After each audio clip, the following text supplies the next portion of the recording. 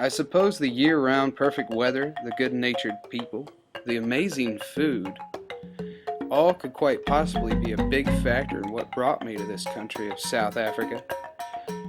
Like a mouse to its proverbial cheese, I've clung to this country in an emotional way. I see it as one of the world's last frontiers. A place explored, but in a sense unexplored. A place among the world where wilderness can dominate and unseen beasts roam wild. I've come here to seek adventure, and I'll leave here knowing one thing. There are three things in life that are important: living, laughing, and loving. I pride myself in one of these things, and that's living. Welcome to South Africa, on safari and off the map. This is living, this is laughing, this is loving, and this is Africa. Yeah, bro.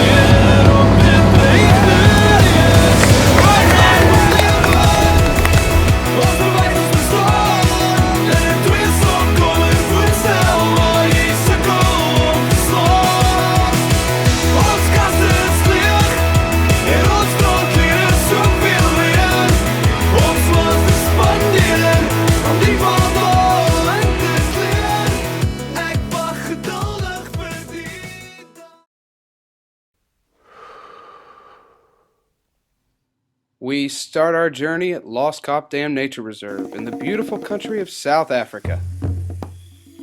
Heading down the N11, I find myself taken back, mesmerized by this view of a place unlike any other. Natural, wild. One thing you'll notice about the roads: they change. They drastically change. And without four-wheel drive and this borrowed Land Rover, I could not have gotten in.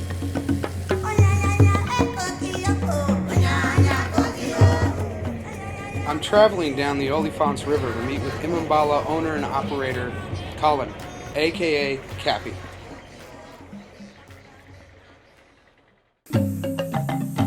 This nature reserve is approximately 24,000 hectares, or around 3 times the size of Manhattan. It is comprised of the ever-popular hilly bushveld of South Africa, 3 of the Big Five, hippos, crocodiles, and many other amazing species.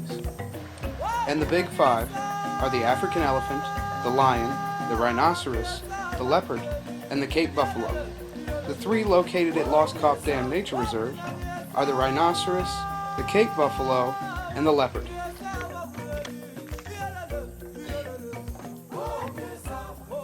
Colin, former police captain, runs Zambezi Kanyemba Safaris, along with Nick, his partner in crime.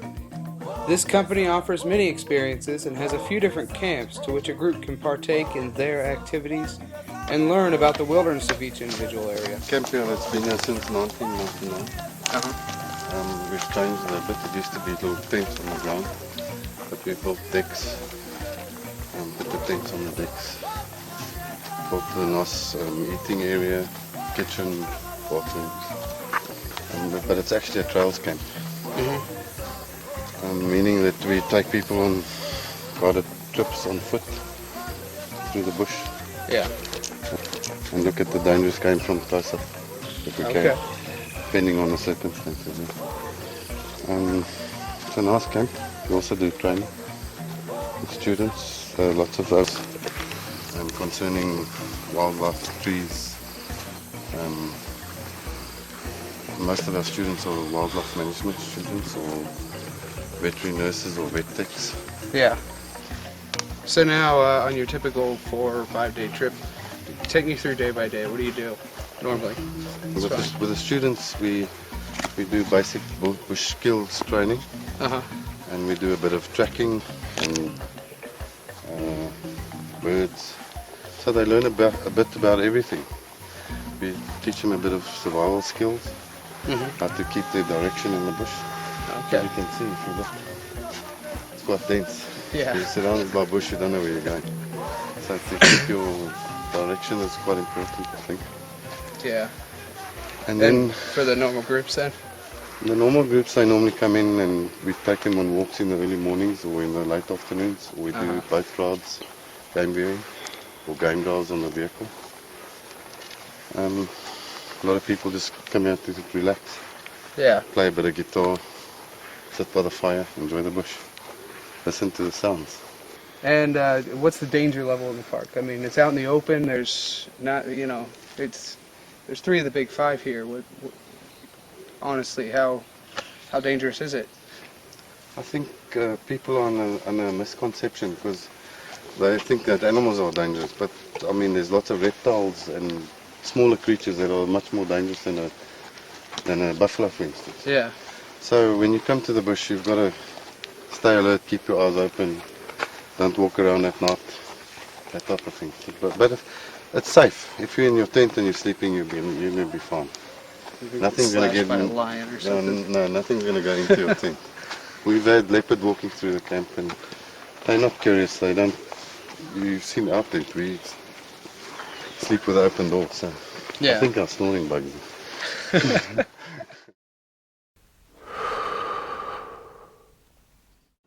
I've set out across the reservoir with a group of students to participate in some survival bushman skills and tracking. There are 3 things that are most important here, folks, that you must remember if you ever get lost in any wilderness. 1. Fire. 2. Water. 3. Shelter. Some of you might be thinking to yourself, but why not food? And the reason is the human body can go up to 4 weeks without food, but can only survive at the most 8 to 14 days without water. So water is definitely more essential than food. Just need to load the rifle. Fix our protection. Guys, what's a rifle for? If they charge at us. Worst case scenario. No, it's to shoot the first person that runs. Then we're all safe. Guys, you don't run, you stay behind me. As long as you're running faster than the slowest person, guess what? Now, people, don't succumb to the common misconception that there are animals roaming around every single corner in South Africa just waiting to ambush and kill you. No, but there are dangers, and certain precautions must be taken, and you must know what to do before you proceed on your own. What tree is this? The repellent one. Oh, you guys learned the distance. Tamboti? Yeah, Tamboti. there's lots of them. Can I see this stuff on the trees, the green stuff? You know that? Lichen? They call it lichen. It's a good indicator that there's no air pollution. And normally it grows on the southern side of a tree. But when it's well shaded like this, it will grow all around the tree. Okay, but that's also a way of determining where south is more or less, or where north is if you're in the bush and you're lost. You can just look at the lichen, where it grows majority of the times. What else indicates direction for you?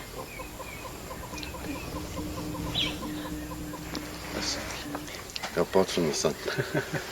I was like, apart from that, land, maybe? The lie of the land, the northern slopes are more wooded than the southern slopes. So if you're out there and you look at the hills around there, you'll see the southern sides don't have as many trees as the northern sides. You know what this is? Yeah, it's called bracket fungi. And there's certain types of bracket fungi that you can actually eat. But I don't know which one, so I won't try. And if you find pieces that are dry, you can light them and they smolder. Yeah. And you can use it to start a fire with. And yeah, bracket fungi. I've never seen such a big one yet.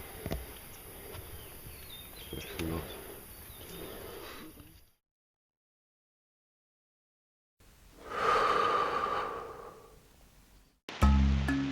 One of the more popular things to do at Imabala Wilderness Trails are shoreside game drives.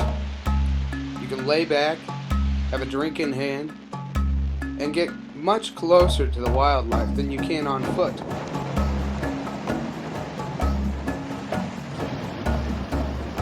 You can't see that rhino very nicely. See the zebra. Where was the rhino you were talking about over there? Yeah, it's behind the bush there. Maybe it'll move through. Yeah, we've got plain zebra.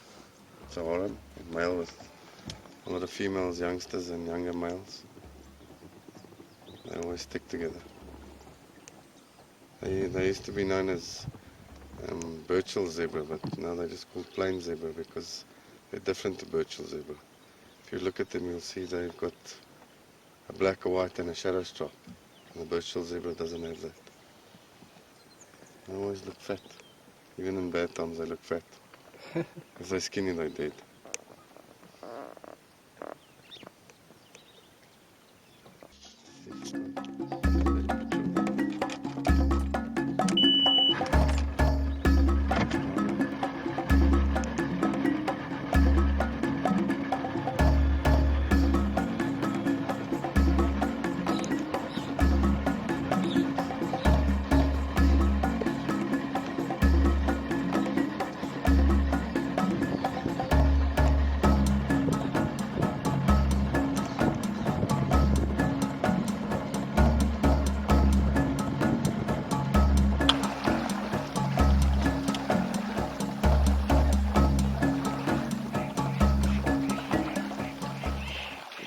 We've got 3 rhinos, white rhinos, or square-lipped rhinos as they now know. But you'll see they have the horns. They've basically been dehorned to stop poaching. It was done about 3 months ago, 2-3 months ago. You'll see they've already grown a bit as they get cut off quite closely. Just trying to stop that poaching on the rhinos for the horn. Because it's worth more now dead than it is alive.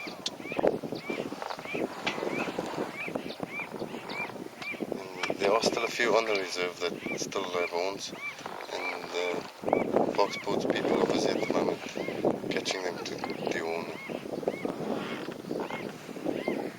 They reckon there's about 60 odd rhino on the reserve, because they brought some from other reserves to keep control of them all in one park. That's why they've done that. So these oaks aren't phased by us because there's safe areas on the grass. They can't swim, so they're not bothered by us on the water. As long as we don't get off the boat, they'll be fine. See, this cow's got a sub-adult calf.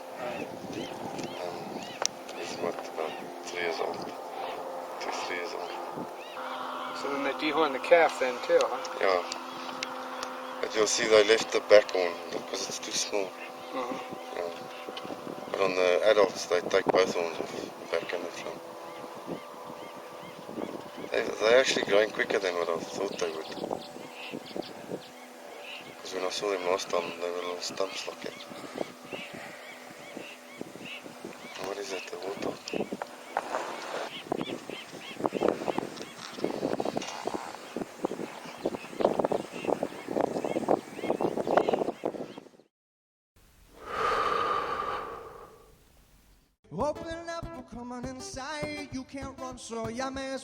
The amenities at Imambala Wilderness Trails aren't really as rustic as one might think. But as you can see, the tents, they're on stilts. And there's one good reason for them to be on stilts, and that's scorpions. There are over 160 different species of scorpion in South Africa, and some are deadly. But you'll be glad to know that on average, 8 to 12 people die from scorpion stings annually in South Africa. So just remember to keep a flashlight on you, folks. And don't worry, folks, there are toilets, there are showers, there is running water. However, it is advised not to drink it because it comes straight pumped from the river. There is a nice 5-gallon jug in the bar for your drinking pleasure, though. The water used to be heated by what they call a donkey. Firewood, metal, hot water in 3 hours. Yeah, wonderful.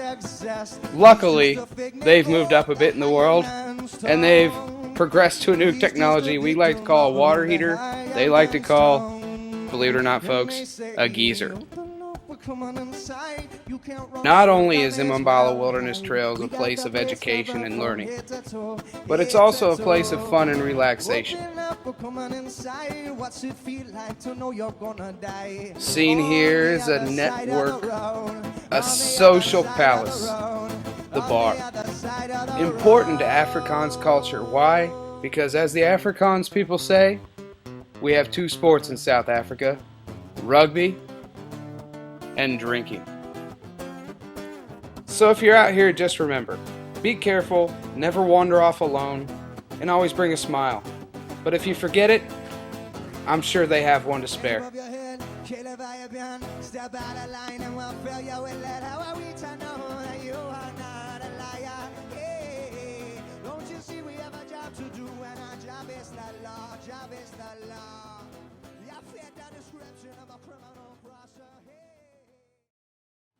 Imambala Wilderness Trails is a magnificent place. Whether you're sitting there in the morning, watching the sunrise over the bushveld and drinking a cup of coffee, or just sitting by the fire, enjoying some nice Afrikaans music, and loving every minute of it. We say goodbye to Cappy, and leave this place knowing one thing. I feel peace. A peace that not many get to know.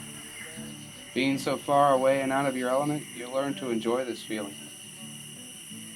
There's just something about this peace that makes you forget what you had to do at home. Meetings, appointments, assignments. Huh? What was I talking about? Well, never mind.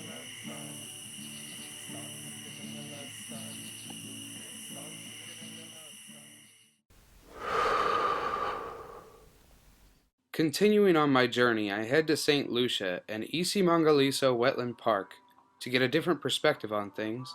It's a rocky 8-hour journey down the N2, and apparently, ladies and gentlemen, you should not think that you are some expert driver, even if you've had ample time roaming the streets of this nation, because South Africa's most infamous beast preys on these roads, the pothole. And as you can see, the potholes got the best of me. They say here that some potholes are so big you can even see a street vendor in them, slaving away, selling his curios to the highest bidder. I'll tell you though, after fixing this tire and heading off, I feel I am ready to be given my PhD, or officially, Dr. Pothole Driver. Isimangaliso Wetlands Park is South Africa's third largest protected area, spanning 170 miles of coastline, from the Mozambican border in the north to just south the St. Lucia estuary, and made up of around 3,280 square kilometers of pristine natural ecosystem.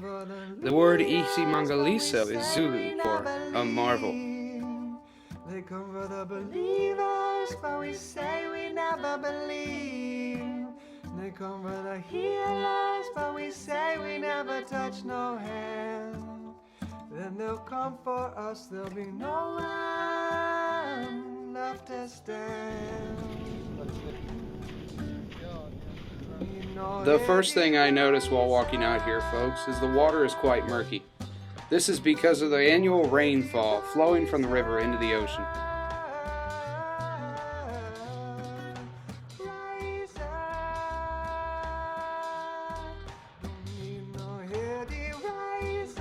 Our first stop in St. Lucia is a kayaking safari, where we'll meet Geert, our tour guide and kayaking expert.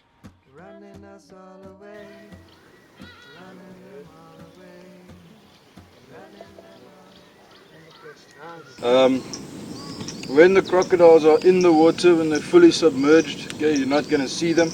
That's why they go into the water, because they don't want to be seen. So please keep that in mind once we're out there. If you don't see a crocodile, doesn't mean that there are no crocodiles in your immediate vicinity. There can be one right next to you or in front of you or underneath your kayak, and you won't always know about it. So please just make sure that you keep all body parts out of the water. About how many touring companies like Heritage do you work off of? There's 3 major ones in town, and then all the guest houses as well. Okay. Yeah. And let's just remind the viewers again, how often have you been attacked in a kayak on this estuary?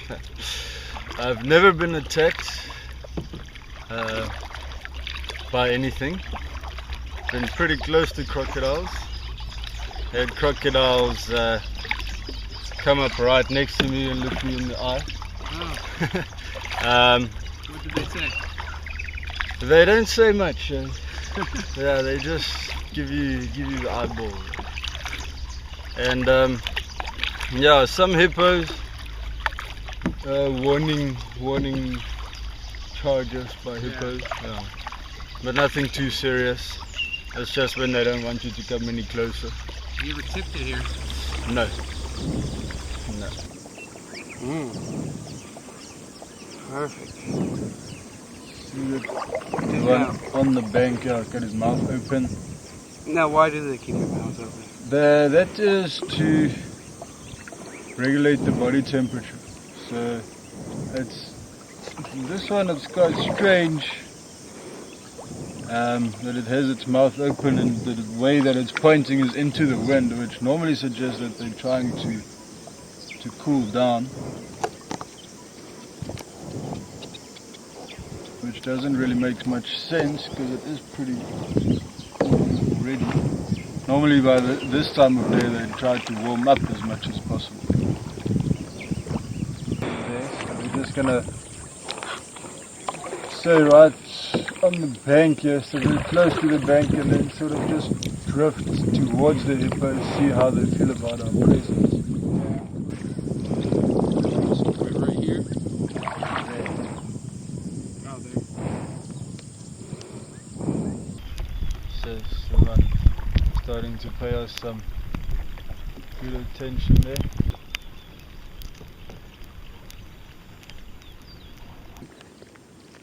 If we do need to get away from them at any stage, just stay on this line, stay on the sandbank, okay, and paddle straight back.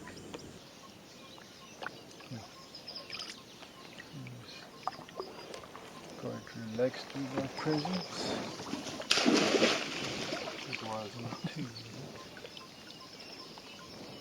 And she's gone. Gorgeous. Gorgeous, I tell you. Oh, there she is. Good morning.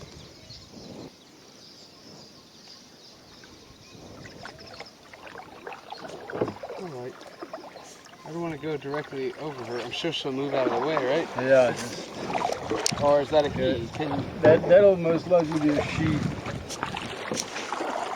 Because they like breeding in this area, nesting not on the island, because that's not high enough. They'll want to nest above the high water mark, so they'll find somewhere where there's a lot of cover, for instance on the banks here, and between the mangroves on the far bank where we just were, get above the high water mark in a nice sandy bit, and then yeah, they'll nest there. During the whole nesting process, they don't really leave the nesting site too far behind anyway. They'll stay in the vicinity.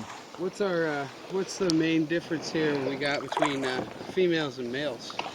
Well, firstly, it's size.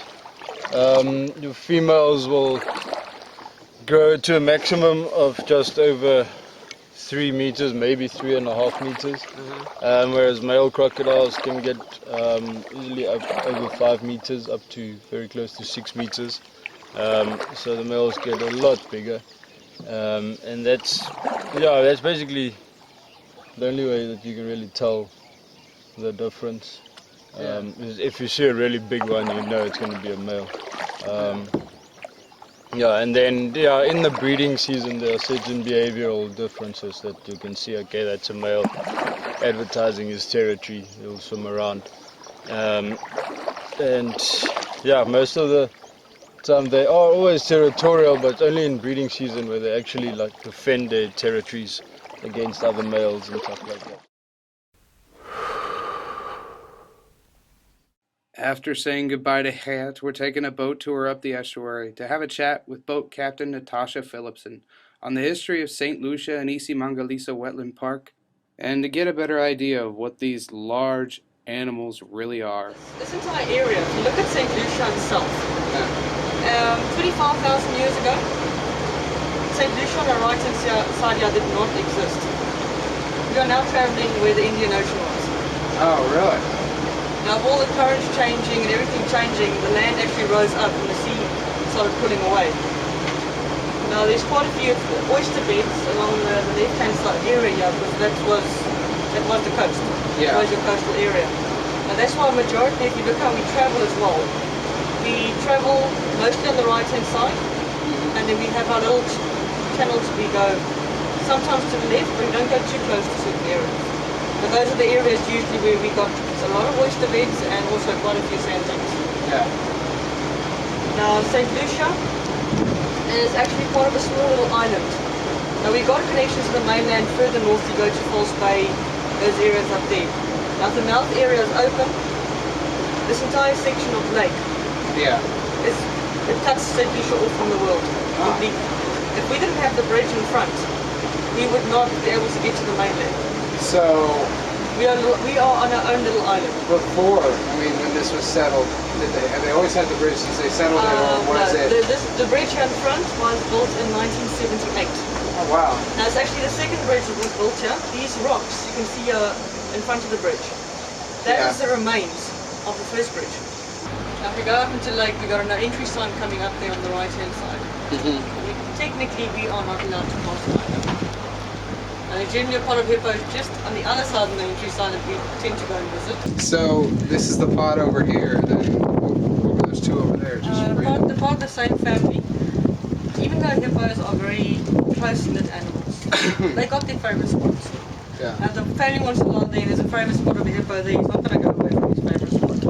He'll tell the family, I'll join you guys later. Yeah.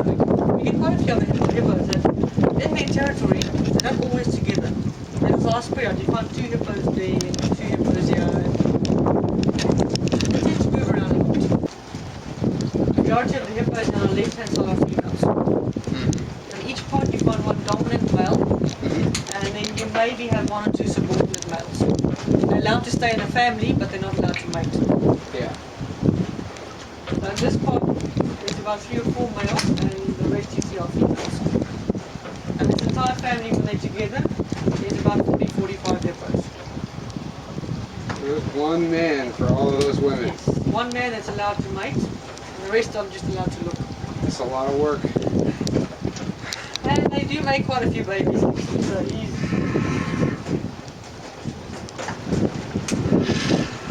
This is a female, very short little face. And the one hippo coming in from the left-hand side. Slightly larger, it's a male.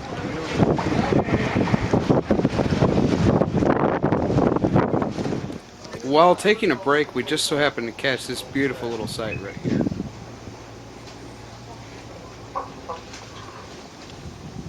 I got 3 hippos on the left-hand side, mom, older baby and 1 small baby. Now the older one, looking by the size of the hippo, is anything from 2 to 4 years in age. And the small one there is only 3 months.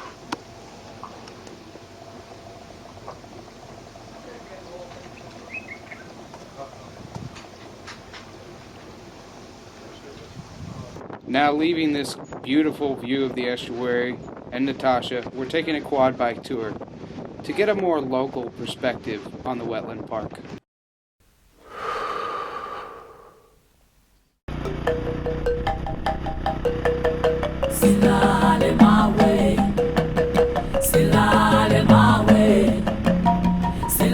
I've rented quad bikes and I'm riding out with my guide Jay to meet with Ernest Umlambo of Project Africa.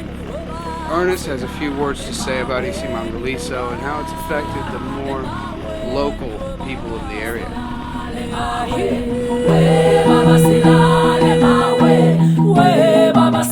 Silale mawe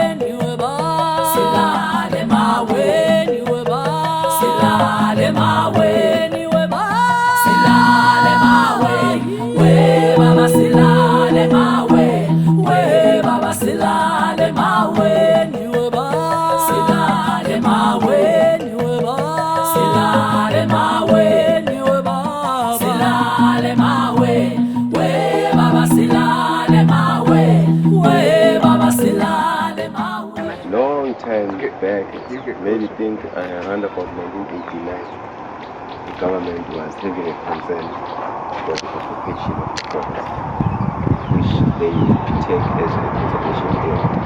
Yeah. But now on the other hand, the community demand, not claim, demand this is Kulu Village is land within Isimangaliso Park that has been set aside as sacred land for the locals to live on.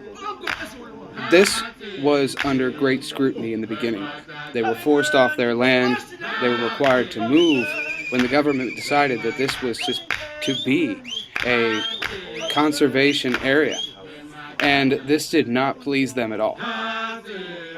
Ernest runs a conservation property near Kulu Village, which works with the African Conservation Trust called Project Africa. Project Africa works to conserve South Africa's dynamic resources and heritage in one. Through its current donors, like the National Lottery, Project Africa hopes to join both the people and the wildlife together, making what was once wrong right. Basically how it went was the government at first said, forget you, we're taking this land. They took the land, and now eventually through time and the progression of government, they're incorporating the community to make them feel that it's still their land. Yeah. Okay. So after a long, crazy journey through South Africa, I leave here knowing more than what I knew before I came. Feeling something about life that's just exciting. Something that everyone needs to experience in their travels. It's the closeness you can get to culture. It's not just about tourism and seeing museums and seeing sights, folks. No. It's about the experience, folks. It's about what you get out of it. It's about what you bring home. The tragedy in life is not that it ends so soon, but it's that we wait so long to get it. Join us for another episode of South Africa on Safari and Off the Map.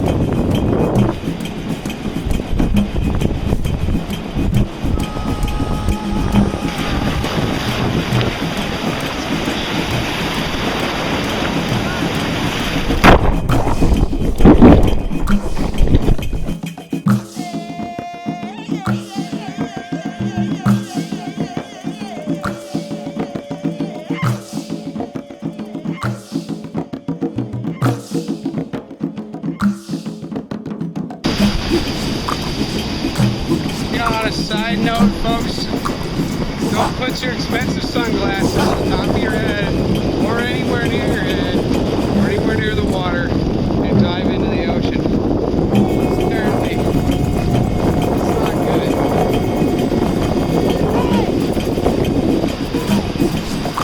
Oh gosh.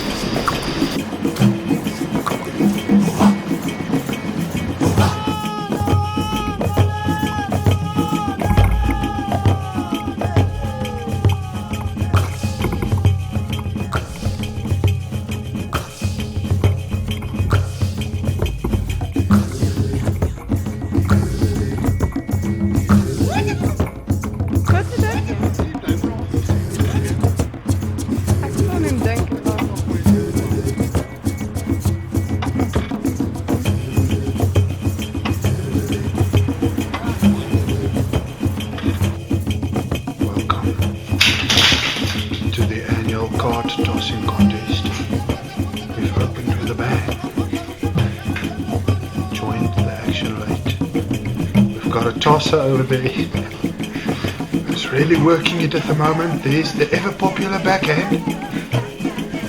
Another guy at the backhand, but that one is wayward. This is pure focus. Put a bad draw on it though. What are you doing, sir? I'm gonna demonstrate window skydiving. Okay, window skydiving.